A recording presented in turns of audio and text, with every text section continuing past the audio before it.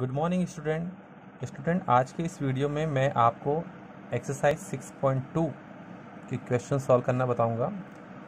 Exercise 6.2 का जो question number मैंने फर्स्ट यहाँ लिया है, जो कि बेस्ड है आपकी पैरेलल लाइन, यानी कि जो इस चैप्टर 6 का जो सेकंड नंबर का जो वीडियो था, जहाँ पर मैंने आपको पैरेलल लाइन और उन पैरेलल लाइन को जब एक ट्रांसवर्सल लाइन इंटरसेक्ट करती है तो जो एंगल हमने देखे थे यहाँ पर अल्टरनेटिव एंगल थे, कॉरेस्पॉन्डिंग एंगल थे या internal angle of the same side of a transversal line, उन सब के बारे में यहाँ मतलब वो जो प्रॉपर्टी मैंने आपको बताई थी, प्रॉपर्टी हम यहाँ पर यूज़ करेंगे। एक्चुअली मुझे यहाँ पर प्रूव जो करना है वो ए बी को सी डी के पैरेलल प्रूव करना है।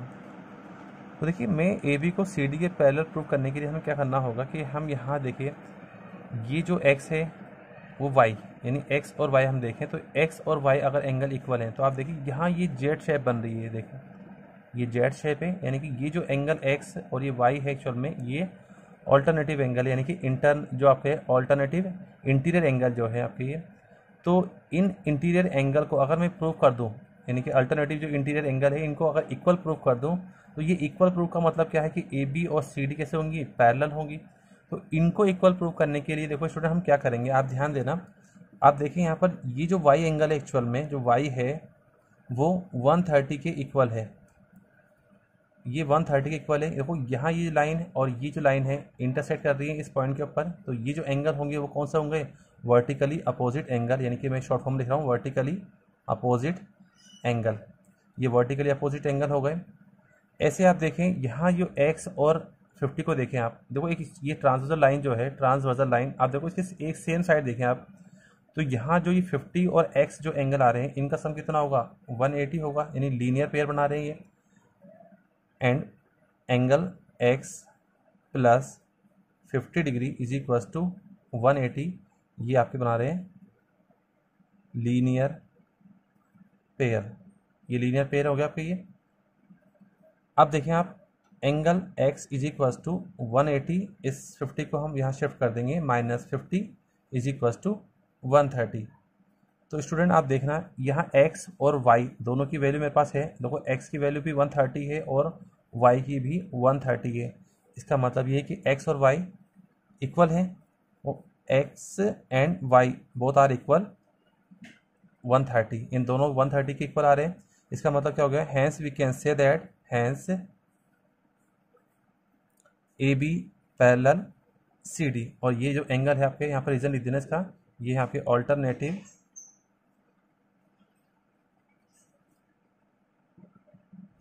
इंटीरियर एंगल, ये आपने रीजन लिख दिया है और ये क्वेश्चन आपका प्रूव हो गया है। अब हम इसी एक्सरसाइज 6.2 का क्वेश्चन नंबर जो है सेकंड आपको सॉल्व करना बताएंगे। क्वेश्चन नंबर सेकंड मैंने यहाँ पे पेज पे ले लिया है। एक्चुअल में गिवन है आपको कि ए बी जो है वो पैरेलल है सी डी के, और सी डी जो पैरेलल है वो ई एफ के पैरेलल है। इसका मतलब ये हुआ कि ए बी सी डी और ई एफ ये तीनों ही लाइन कैसी है आपस में, पैरेलल है। और भी आपको गिवन है कि यहाँ पर वाई और जेड, ये दो एंगल बन रहे हैं वाई और जेड, इनमें जो रेशो है आपका वो 3:7 का है। हमें यहाँ एक्स जो है ये एंगल फाइंड आउट करना है। स्टूडेंट आप ध्यान दें, यहाँ पर देखें, ये ए बी पैरेलल है सी डी के और सी डी पैरेलल है ई एफ के। इसका मतलब ये हुआ कि ए बी भी ई एफ के पैरेलल होगी, और जब ए बी ई एफ के पैरेलल है तो ये जो लाइन ट्रांसवर्सल लाइन है इनको इंटरसेक्ट कर रही है। तो आप देखें ये जो एंगल एक्स है वो एंगल जेड के इक्वल होगा, यानी कि ये एंगल होगा आपके अल्टरनेटिव इंटीरियर एंगल हो गए, यानी एक्स और जेड दोनों इक्वल है। तो हम लोग प्रूफ कैसे यहाँ सॉल्व कैसे करेंगे, इसको सॉल्यूशन में ले रहा हूँ इसका।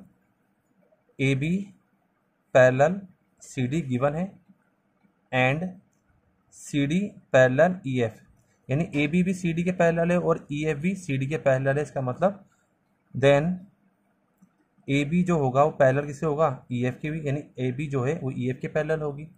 अब ए बी और ई एफ दोनों पैरेलल है, एंड हम देखिए ये जो लाइन है इसकी जो लाइन है यहाँ पर, इसको एन ले रहे हैं हम, तो एन क्या होगा, इसकी एन हो गई यहाँ पर ट्रांसवर्सल लाइन, ये इसकी ट्रांसवर्सल लाइन हो गई। तो आप देखिए यहाँ एंगल जो एक्स है और जेड जो है वो दोनों इक्वल होंगे, और ये दोनों एंगल इक्वल है। ये एंगल कौन से हो गए, अल्टरनेटिव इंटीरियर एंगल्स हो गए। एक्स और जेड दोनों अल्टरनेटिव इंटीरियर एंगल हो गए। और आप देखें यहाँ ए बी ऑलरेडी जो सी डी के पैरेलल है गिवन है आपको, तो एक्स और वाई आप देखें ये इंटीरियर एंगल हो गए, तो same side of a transversal line. Now हम देखें angle X and angle Y is equal to 180 degree. ये आपके हो गए interior angles of the same side of transversal line, यानी ये जो ट्रांसवर्सल लाइन है इसके सेम साइड आ रहे हैं, तो इनका सम कितना होगा 180 होगा। और x जो है एक्चुअल में वो z की क्या है इक्वल है, तो हम देखो यहाँ क्या कर सकते हैं, यहाँ पे z को रिप्लेस कर देंगे इसको, तो z और y इनका सम कितना हो गया 180 हो गया। क्यों? क्योंकि x जो है वो z के इक्वल है। अब z में और y में आप देखें अब रेशो दे रखा है आपको, रेशो कितना है 3:7, यानी कि y जो भी एंगल होगा हमें पता नहीं है अभी खैर, और z भी एंगल जो भी दोनों यानी कि एंगल होंगे इनमें जो रेशो कितने का है 3:7 का है। तो हम यहाँ पर z एंगल फाइंड आउट करेंगे। देखो इनका सम देखें तो यानी कि y और z जो रेशो दे रखा है आपको वो गिवन है 3:7, तो इनका जो सम होगा सम ऑफ द रेशो, यानी कि जो रेशो आपको गिवन है उसका रेशो का सम कितना होगा 3 + 7 = 10। अब मैं क्या करता हूँ यहाँ डायरेक्ट z एंगल को फाइंड आउट करूँगा। तो z के लिए देखो रेशो कितना है, तो z के लिए रेशो है 7 अपॉन में सम ऑफ रेशो 10, और y और z इन दोनों का सम कितना है 180, तो 180 को डिवाइड कर देंगे इस रेशो के अकॉर्डिंग, 0 से 0 कैंसिल हो गई, 7 × 18, तो 18 को हम 7 से मल्टीप्लाई करेंगे तो आपका ये आएगा देखो 7 8 जा 56, 5 और 12 यानी कि 126, ये आपका जो है आंसर आ गया है।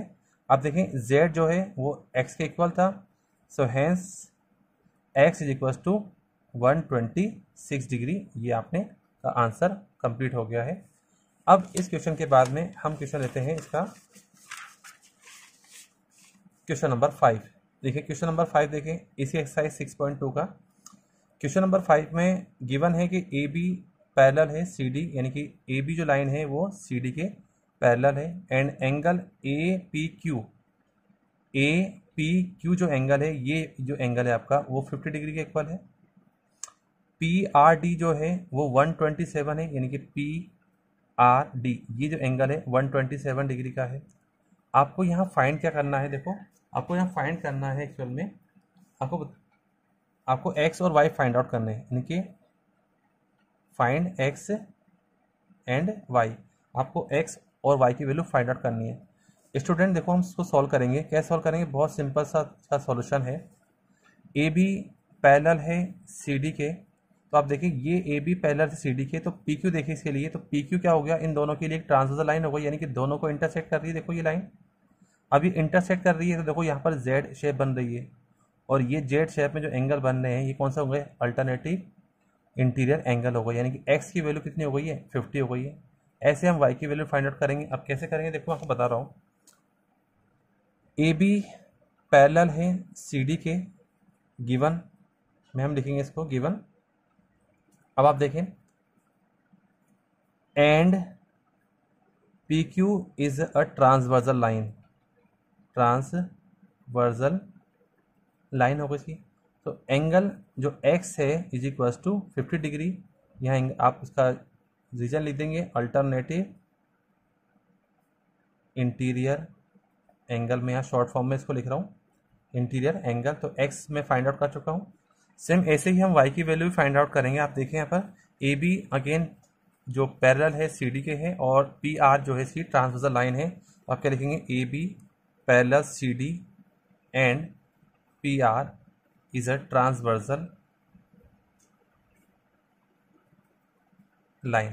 तो आप देखिए यहाँ जो एंगल बनेगा वो जेड शेप बन रही है, यहाँ पर भी देखो ये शेप आप देखें, तो ये जो एंगल बन रहा है यानी यहाँ पर ये पूरा एंगल और ये एंगल ये दोनों पे इक्वल होंगे, ये भी ऑल्टरनेटिव इंटीरियर एंगल है आपके। तो एंगल आप देखें A P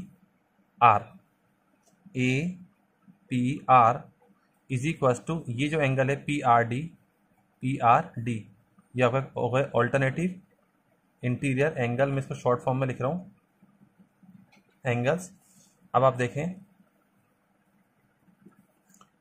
A P are, यानी ए पी आर में देखो एंगल कौन से बने, तो 50 डिग्री बन रहा है और एंगल वाई बन रहा है, तो 50 degree plus Y is equal to 127 degree. So Y is equal to 127 minus 50, तो 127 में से हम 50 को माइनस करेंगे तो आंसर कितना आएगा, आंसर आएगा 77 डिग्री। तो 77 जो है वाई की वैल्यू हो गई। अब इस वीडियो का जो है आज का लास्ट क्वेश्चन है, ये बहुत इंपॉर्टेंट भी है। ये स्टेटमेंट हम कई सारे क्वेश्चनों को सॉल्व करने में काम में भी लेंगे। थ्योरम एक्चुअल में ये स्टेटमेंट क्या है इसका, sum of angles a triangle is 180, यानी कि एक ट्राइंगल हम ड्रॉ करें। यहाँ पे देखो मैंने यहाँ ट्राइंगल ड्रॉ किया है,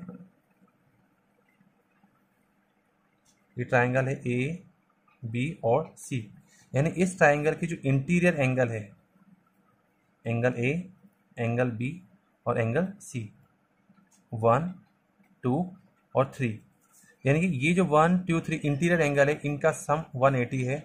हमें प्रूव करना है, तो to prove angle 1 angle 2 angle 3 is equal to 180। अब देखिए इसको प्रूव करने के लिए यहाँ पर हम कंस्ट्रक्शन करेंगे।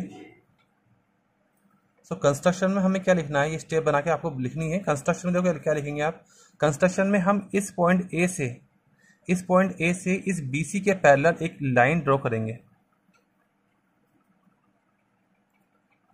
यानी कि ये जो लाइन में ड्रॉ करिए ये लाइन है PQ, तो ये PQ लाइन हमने इस BC के पैरेलल ड्रॉ करी है। तो आप क्या लिखेंगे, देखो draw a line PQ parallel to BC and through point A, यानी ए से आपकी ये पास हो रही है, यहाँ से पासिंग थ्रू ए।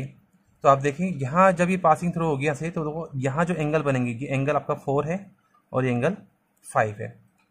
अब हम करेंगे इसका प्रूफ। तो आप देखो प्रूफ कैसे करना है हमें, PQ पैरेलल है BC के, देखें PQ जो है BC के पैरेलल है, तो PQ और BC ये दोनों पैरेलल हो गए। तो आप देखो ये AB क्या हो, इसकी इन दोनों की ट्रांसवर्सल लाइन हो गई।